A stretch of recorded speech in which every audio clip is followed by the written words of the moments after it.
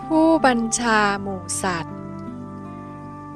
สรรพสัตว์ทั้งเทวดาและมนุษย์ล้วนผุดใต้อวิชชาตัณหาสามเกิดพบใดไม่เคยห่างก้าวย่างตามทุกชั่วยามต้องน้อมตัวรับบัญชาต่างเห็นผิดคิดว่าสุข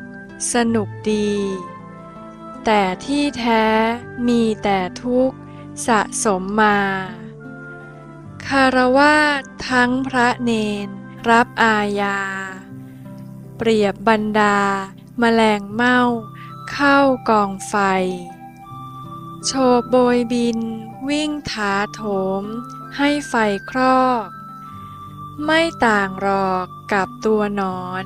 ในเมล็ดพริกทุกเก่าไปทุกใหม่มา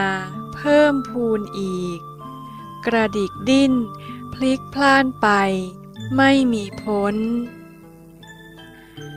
ทางออกมีแต่ไม่รู้ดูไม่เห็น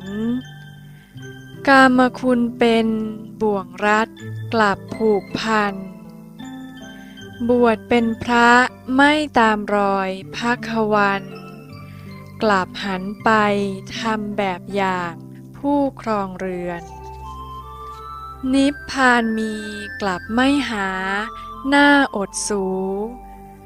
ตนไม่รู้กลับนำคนพูดแช่เชือนคล้ายคนบอดจูงคนบอดก้าวคลาดเคลื่อน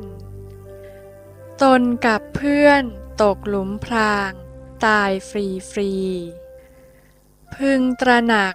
ถึงวิชาหาทางรอดจงถอดออกอวิชชาตามวิถีหากล่วงเลยพระศาสนา5,000 ปีทางออกนี้จะหาได้ที่ไหนกัน